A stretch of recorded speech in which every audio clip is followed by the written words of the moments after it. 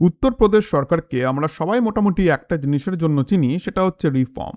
যোগী আদিত্যনাথের নেতৃত্বে উত্তরপ্রদেশ সরকার একটার পর একটা এমন সিদ্ধান্ত নিয়েছে যেগুলি কয়েক বছর আগেও হয়তো পলিটিক্যালি ইম্পসিবল বলেই মনে হতো। বিশেষ করে ল অ্যান্ড অর্ডারের ক্ষেত্রে পরিবর্তনটা সব থেকে বেশি চোখে পড়ে। একসময় উত্তরপ্রদেশের অবস্থাটা এমন ছিল যে কিছু কিছু জায়গায় রাতের বেলা বেরোবেন কিনা সেটা নিয়েও 10 বার ভাবতে হতো। এখন রাত 1টা হোক, 2টো হোক বা 4টে, যে কোনো সময় আপনি বেরোতে পারেন এবং কনফিডেন্স নিয়ে চলাফেরাও করতে পারেন। আর ভাগ্য হয়তো সরকারকে বেশ সঙ্গ দিয়েছে যাদের বিরুদ্ধে এইসব টেরোরিজম ছড়ানোর অভিযোগ ছিল, যাদের বিরুদ্ধে সন্ত্রাস ছড়ানোর অভিযোগ ছিল, তাদের বিরুদ্ধে প্রথমে তো পুলিশ অ্যাকশন করে তাদেরকে জেলে ঢোকানো হয়েছে। তারপর তাদের বাচ্চা কাচ্চা নিজেদের মধ্যেই মারামারি, তারপর অ্যাক্সিডেন্ট, দুর্ঘটনা, এইসবেই মৃত্যু হয়ে গেছে। অর্থাৎ যে নেটওয়ার্ক ভবিষ্যতে আরও ট্রাভেল তৈরি করতে পারত, সেটার এক একটা অংশ ধীরে ধীরে খসে পড়েছে। কিন্তু আজকের বিষয় সেটা নয়। উত্তরপ্রদেশে বহুদিন ধরে একটা ডিম্যান্ড ছিল, শুধু উত্তরপ্রদেশে নয়, গোটা দেশেই এই প্রশ্নটা বারবার উঠেছে। পুরনো ইন্টেলেকচুয়ালদের বক্তব্য দেখুন, এমনকি কেরালার প্রাক্তন রাজ্যপাল, যিনি পরে বিহারে গিয়েছিলেন, তার বিভিন্ন বক্তব্য দেখলেও একই প্রশ্ন সামনে আসবে। যেখানে মাদ্রাসা চালাবেন চালান, আপনি বলছেন সেখানে দিনের শিক্ষা দেবেন দিন, কিন্তু দিনের শিক্ষার পাশাপাশি মডার্ন এডুকেশন দেবেন কি দেবেন না, এটাই প্রশ্ন। বাচ্চাকে ম্যাথামেটিক্স শেখাবেন না, সায়েন্স শেখাবেন না, কম্পিউটার শেখাবেন না, মডার্ন হিস্ট্রি, জিওগ্রাফি, টেকনোলজি কিছুই শেখাবেন না। তারপর বলবেন যে আমরা তো এডুকেশন দিচ্ছি। এটা কি এডুকেশন দিচ্ছেন ভাই? শুধু ধর্মীয় শিক্ষা দিয়ে একটা বাচ্চাকে এমন একটা ক্লোজড ইকোসিস্টেমের মধ্যে রেখে দেবেন যেখানে বাইরের পৃথিবীর সঙ্গে তার প্র্যাকটিক্যালি কোনো কানেকশনই তৈরি হলো না। তাহলে ভবিষ্যতে সে করবেটা কি? এই কারণেই উত্তরপ্রদেশ সরকার প্রথমে বলেছিল ইললিগাল মাদ্রাসাগুলিকে বন্ধ করতে হবে। দ্বিতীয়ত, যে মাদ্রাসাগুলো লিগাল এবং যেগুলি গভর্নমেন্ট ফান্ডিং পায় বা কোনোভাবে সরকারি অর্থের সঙ্গে কানেক্টেড, সেখানে ফান্ডিং এবং এডুকেশন নিয়ে রেগুলেশন থাকবে। এখানে একটা পুরনো জিনিস মনে পড়ে গেল, যেটা আমি একটু বলে নিই। উত্তরপ্রদেশে 2004 সালে মুলায়ম সিং যাদবের সময় মাদ্রাসা এডুকেশন অ্যাক্ট আনা হয়েছিল। এখানে একটি কথা তোলা হয়েছিল, মাদ্রাসায় পড়া ছাত্রছাত্রীরা যে কোয়ালিফিকেশন পাবে, সেই কোয়ালিফিকেশনকে মেইন স্ট্রিম এডুকেশনের কোয়ালিফিকেশনের ইকুইভ্যালেন্ট হিসেবে স্বীকৃতি দেওয়া হোক। মুলায়ম সিং তো মুলায়ম সিংই ছিলেন। অ্যাক্ট পাশ হয়ে গেল। তারপর মায়াবতীর সময়েও সেই ব্যবস্থা চলল। পরে আরও বহু বছর ধরে চলতেই থাকলো।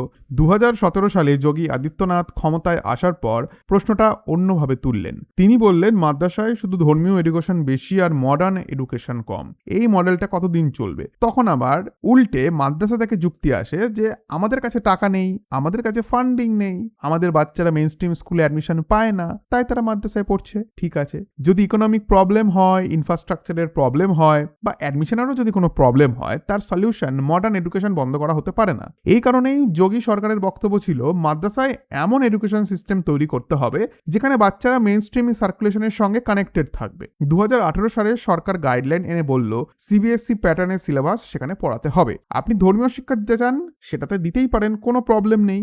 একটা সাবজেক্ট হিসেবে দিন, আলাদা সময় দিন, কিন্তু দিনের পুরো এডুকেশন সিস্টেমটা শুধু সেটার উপর দাঁড় করিয়ে দিলে চলবে না। সিবিএসসি সিলেবাসও পড়াতে হবে, কারণ একটা বাচ্চার ফিউচার শুধু ধর্মীয় পরিচয়ের মধ্যে আটকে থাকতে পারে না। সে বাইরের জগৎ সম্পর্কে জানবেটা কি? তারও ইঞ্জিনিয়ারিং পড়ার অধিকার আছে, তারও ডক্টর হওয়ার অধিকার আছে, তারও সায়েন্টিস্ট, কোডার, তারপর লয়ার, এইগুলো হওয়ার অধিকার আছে, তারও পৃথিবীর সঙ্গে কম্পিট করার অধিকার আছে। এরপর আসে 2024 সালের বড় লিগাল টার্নিং পয়েন্ট। উত্তরপ্রদেশ মাদ্রাসা অ্যাক্ট সুপ্রিম কোর্টে চ্যালেঞ্জ হয়। সুপ্রিম কোর্ট মাদ্রাসা অ্যাক্ট পুরোপুরি বাতিল করেনি, অ্যাক্ট রিজলভ করা হয়েছিল, কিন্তু একটা খুব গুরুত্বপূর্ণ ডিস্টিংশন পরিষ্কার করে দেওয়া হয়। মাদ্রাসা নিজের ইচ্ছা মতো ইউনিভার্সিটি লেভেল ডিগ্রি দিতে পারবে না, কারণ হায়ার এডুকেশন ডিগ্রির ক্ষেত্রে দেশে আলাদা রেগুলেটরি ফ্রেমওয়ার্ক আছে, যেটা হচ্ছে ইউজিসি রেকগনিজেশন না থাকলে আপনি নিজের বোর্ড বানিয়ে বলবেন যে এই যে এটা হচ্ছে গ্র্যাজুয়েশন, তারপর আরেকটা কাগজ দিয়ে বলবেন যে এটা হচ্ছে পোস্ট গ্র্যাজুয়েশন। কিন্তু এভাবে তো ইউনিভার্সিটি চলে না। এই লিগাল পজিশন মাথায় রেখেই উত্তরপ্রদেশ ক্যাবিনেট এখন সিদ্ধান্ত নিয়েছে যে হায়ার কোয়ালিফিকেশন ইউজিসি নর্মসের কমপ্লায়েন্ট নয়, সেটাকে গ্র্যাজুয়েশন বা পোস্ট গ্র্যাজুয়েশনের ইকুইভ্যালেন্ট হিসেবে আর ট্রিট করা যাবে না। আমাদের সাধারণ এডুকেশন সিস্টেমে ব্রডলি 4টি বড় স্টেজ ধরতে পারেন। প্রথম হচ্ছে ক্লাস 10 অর্থাৎ হাই স্কুল, দ্বিতীয় ক্লাস 12 অর্থাৎ সিনিয়র সেকেন্ডারি, তৃতীয় গ্র্যাজুয়েশন আর চতুর্থ পোস্ট গ্র্যাজুয়েশন। এর আগে বেসিক এডুকেশন। মাদ্রাসায় আবার ক্লাস 10-এর ইকুইভ্যালেন্ট হিসেবে ব্যবহৃত হয় মুন্সি বা মৌলভী, ক্লাস 12-এর ইকুইভ্যালেন্ট আলিম, তারপর কালিম যেটাকে গ্র্যাজুয়েশনের ইকুইভ্যালেন্ট হিসেবে ধরা হতো, এবং ফাজিল যেটাকে পোস্ট গ্র্যাজুয়েশনের ইকুইভ্যালেন্ট হিসেবে ধরা হতো। অর্থাৎ সহজ ভাষায় বললে মুন্সি হচ্ছে 10ম স্তর, আলিম দ্বাদশ স্তর, কালিম গ্র্যাজুয়েশন লেভেল আর ফাজিল পোস্ট গ্র্যাজুয়েশন লেভেল। এখন 10ম এবং দ্বাদশ পর্যন্ত একটা স্টেট লেভেল মাদ্রাসা বোর্ড রেকগনাইজেশনের ফ্রেমওয়ার্ক থাকতে পারে, কারণ স্কুল এডুকেশন এবং হায়ার এডুকেশন একই জিনিস নয়।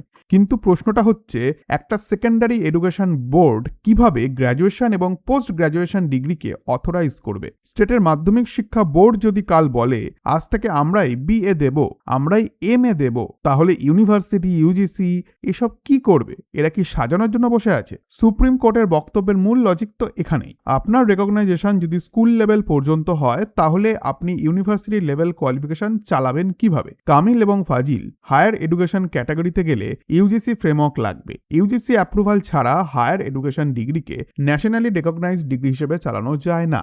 এই জায়গাতেই উত্তরপ্রদেশ সরকার এবার সিদ্ধান্ত নিল কামিল এবং ফাজিল কোয়ালিফিকেশনকে আর অটোমেটিক্যালি গ্র্যাজুয়েশন এবং পোস্ট গ্র্যাজুয়েশনের ইকুইভ্যালেন্ট হিসেবে ধরা হবে না। আবারও বলছি, পয়েন্টটা খুব ভালোভাবে বুঝুন। কেউ ধর্মীয় শিক্ষা পড়তে পারবেন না এমন কথা কিন্তু বলা হচ্ছে না। আপনি পড়ুন, আপনি থিওলজি পড়ুন, আপনি অ্যারাবিক পড়ুন, উর্দু পড়ুন, সেটা আপনার অধিকার, সেটা নিয়ে কেউ কোনো কথা বলবে না। কিন্তু একটা রিলিজিয়াস কোয়ালিফিকেশনের সার্টিফিকেটের হাতে নিয়ে যদি বলেন এটাকে বিএর সমানই মানতে হবে, এটাকে এম এর সমানই মানতে হবে, তখন রেগুলেটর জিজ্ঞাসা করবে যে ইউজিসি অ্যাপ্রুভাল কোথায়, কারিকুলাম কোথায়, ফ্যাকাল্টি কোয়ালিফিকেশন কি, এক্সামিনেশন স্ট্যান্ডার্ডটা কি, একাডেমিক অডিট কে করেছে, এগুলোর উত্তর তো দিতেই হবে। এখানে অনেকেই সঙ্গে সঙ্গে সংস্কৃত এডুকেশনের এক্সাম্পল নিয়ে আসবেন, বলবেন সংস্কৃত বিদ্যালয়ে পড়ানো হলে সেটা বৈধ, মাদ্রাসায় হলেই সমস্যা। না ভাই, কম্পারিজনটাই ভুল।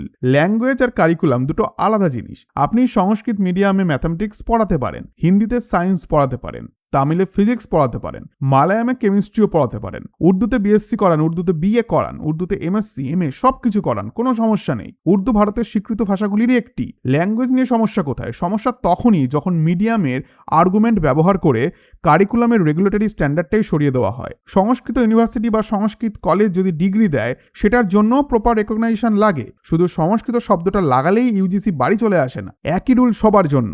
উত্তরপ্রদেশ সরকার আগেও বলেছিল 3 ভাষায় এডুকেশনের ব্যবস্থা বাড়াতে চায়। ন্যাশনাল এডুকেশন পলিসিতেও 3 ল্যাঙ্গুয়েজ অ্যাপ্রোচ নিয়ে আলোচনা আছে।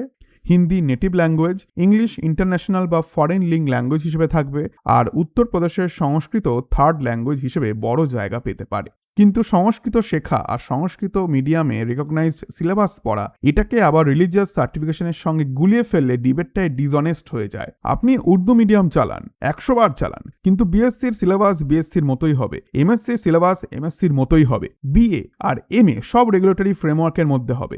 এখন যদি কেউ আবার এসে বলে যে না, আমরা মূলত এমন ধর্মীয় কারিকুলাম পড়াবো যার হিস্টোরিক্যাল এবং theological reference Arabia, Mecca, Medina কেন্দ্রিক, আর তারপর সেই কোয়ালিফিকেশনকে ইন্ডিয়ার মেইনস্ট্রিম গ্র্যাজুয়েশনের সমান ধরতেই হবে, তখন তো মানুষ রেকে উঠবেই। ভারতের এডুকেশন সিস্টেমের সঙ্গে একাডেমিক ইকুইভ্যালেন্স কোথায়? মডার্ন সায়েন্সের সঙ্গে কানেকশন কোথায়? এমপ্লয়মেন্ট মার্কেটের সঙ্গে কানেকশন কোথায়? একটা ডিগ্রির প্র্যাকটিক্যাল ইউটিলিটি কি? প্রতিটি দেশের এডুকেশন সিস্টেম তার সোসাইটি, ইকোনমি, হিস্ট্রি, জিওগ্রাফি এবং ফিউচার রিকোয়ারমেন্টের অনুযায়ী ডেভেলপ হয়। ভারতেরও একটা নিজস্ব সোশ্যাল কনটেক্সট আছে, উত্তরপ্রদেশেরও থাকবে। এখন আপনি যদি এখানকার modern education, technology, science, civic structure সব বাদ দিয়ে সম্পূর্ণ অন্য হিস্টোরিক্যাল কনটেক্সটের কারিকুলামকে মেইনস্ট্রিম ডিগ্রি ইকুইভ্যালেন্ট করতে চান, তখন তো ঝামেলা বাঁধবেই। আসামের হিমন্ত বিশ্ব শর্মাও মাদ্রাসা রিফর্ম নিয়ে একই ধরনের আর্গুমেন্ট দিয়েছিলেন। তিনিও বলেছিলেন মাদ্রাসাকে রেগুলার স্কুলের স্ট্রাকচারে আনুন, ধর্মীয় লেকচার যদি রাখতেও চান সেটা রাখুন, দিনে একটা করে পিরিয়ড রাখুন, আর বাকি সময়টা বাচ্চা কম্পিউটার শিখুক, সায়েন্স শিখুক, ম্যাথামেটিক্স শিখুক, ইঞ্জিনিয়ারিং এর ফাউন্ডেশন তৈরি করুক, আস্তে আস্তে হিস্ট্রি পড়ুক, জিওগ্রাফি পড়ুক, তারপরে মডার্ন ওয়ার্ল্ড কিভাবে কাজ করে সেগুলো শিখুক। কারণ আমাদের লক্ষ্য হওয়া উচিত বাচ্চা পৃথিবীতে নিজের নাম তৈরি করবে, এমন এডুকেশন দেওয়া নয় যার ফলে সে সোসাইটি থেকে আরও পিছিয়ে পড়বে, আরও বিচ্ছিন্ন হয়ে পড়বে এবং ভবিষ্যতে ভুল মানুষ তাকে ব্রেন ওয়াশ করে দিয়ে চলে যাবে। আর সোসাইটিতে আরো ভালনারেবল হয়ে যাবে। তাকে যে কেউ নিজের ইচ্ছা মতো ব্যবহার করতে পারবে। এখানেই বিজেপি শাসিত বিভিন্ন রাজ্যের পলিসি ডাইরেকশন অনেকটা পরিষ্কার। তারা বলছে রিলিজিয়াস আইডেন্টিটি আপনার নিজের বিষয়, কিন্তু পাবলিকলি রেকগনাইজড এডুকেশন সিস্টেমের মধ্যে মডার্ন একাডেমিক স্ট্যান্ডার্ডস থাকবে। উত্তরপ্রদেশ সরকার সেই লজিকেরই কামিল এবং ফাজিল কোয়ালিফিকেশন নিয়ে সিদ্ধান্ত তুলেছে। সুপ্রিম কোর্টের ইন্টারপ্রিটেশন অনুযায়ী ইউজিসি রেকগনাইজড হায়ার ডিগ্রি না হলে সেটাকে গ্র্যাজুয়েশন বা পোস্ট গ্র্যাজুয়েশনের ইকুইভ্যালেন্ট ধরা হবে না। ক্যাবিনেট সেই সিদ্ধান্ত অ্যাপ্রুভ করেছে। আমার পয়েন্ট হচ্ছে, আজকের ভারত কি এখনও এমন এডুকেশন মডেল নিয়ে চলবে যেখানে মডার্ন এমপ্লয়াবিলিটি এবং regulated academic standard second priority হবে? একটা ডিগ্রি বানান যার ব্যবহার আছে, যে কোয়ালিফিকেশন বাচ্চাকে চাকরির মার্কেটে নিয়ে যাবে, হায়ার স্টাডিজে নিয়ে যাবে, রিসার্চে নিয়ে যাবে, টেকনোলজিতে নিয়ে যাবে। এমন কোয়ালিফিকেশন কেন থাকবে যেটা মডার্ন এডুকেশন দেয় না, তারপর আবার ইনসিস্ট করা হবে সেটা ন্যাশনালি রেকগনাইজড গ্র্যাজুয়েশনের সমান? আগে সিবিএসসির প্যাটার্ন রিকোয়ারমেন্ট আনা হয়েছিল, এখন হায়ার এডুকেশনের ক্ষেত্রে লজিকটা আরও পরিষ্কার। ইউজিসি অ্যাপ্রুভাল দিন। আপনার সিলেবাস কি, কি পড়াবেন, কি পড়াবেন না, টিচারের কোয়ালিফিকেশন কি, ফ্যাকাল্টি সিলেকশন কিভাবে হবে, ইনস্টিটিউশনের হেড কে হবে, একাডেমিক গভর্নেন্স কিভাবে চলবে, সবকিছু রেগুলেটরি ফ্রেমওয়ার্কের মধ্যে আনুন। আপনি একটা এডুকেশনাল ইনস্টিটিউশন চালাচ্ছেন, প্রাইভেট ধর্মীয় ক্লাব নয়। আমার মতে এটা ভারত একটা নতুন ফেজের ইন্ডিকেশন। ইন্ডিয়া যেন একটা রিজিড ফান্ডামেন্টালিজমের দিকে না যায়, যেটার ফল আমরা ইরান, ইরাক, গাজা বা পাকিস্তানের মতো বিভিন্ন অঞ্চলে আলাদা আলাদা ঐতিহাসিক প্রেক্ষাপটে দেখেছি। এই কনসার্ন থেকেই এডুকেশন রিফর্ম নিয়ে এতটা ডিসকাশন। ভারতকে পাকিস্তানের মতো পরিস্থিতির দিকে যেতে দেওয়া যাবে না। এই পলিটিক্যাল আর্গুমেন্ট থেকেই স্টেপ বাই স্টেপ বিভিন্ন স্টেট গভর্নমেন্ট অ্যাকশন নিয়েছে। একদিনে সব বদলাবে না, কিন্তু একটা প্রিন্সিপাল এস্টাবলিশ হচ্ছে, রিলিজিয়ান পড়ুন কিন্তু মডার্ন এডুকেশন বাদ দিয়ে নয়, ল্যাঙ্গুয়েজ বেছে নিন কিন্তু একাডেমিক স্ট্যান্ডার্ড বাদ দিয়ে নয়, ডিগ্রি নিন কিন্তু রেগুলেটর ছাড়া নয়। এই ডিসিশনের জন্য উত্তরপ্রদেশ সরকারের উদ্যোগ অবশ্যই আলোচনা পাওয়ার যোগ্য। এখন আপনার কাছে যদি এর লিগ্যাল কাউন্টার পয়েন্ট থাকে, কোনো জাজমেন্ট থাকে, কোনো রিসার্চ পেপার থাকে, কোনো সলিড ডেটা থাকে, অবশ্যই কমেন্টে জানান। আই হোপ আজকের এই ভিডিওটি আপনাদের ভালো লেগেছে। ভিডিওটি ভালো লেগে থাকলে ভিডিওটিতে অবশ্যই একটি লাইক এবং চ্যানেলটিকে এখনই সাবস্ক্রাইব করে দিন। ধন্যবাদ, ভালো থাকবেন।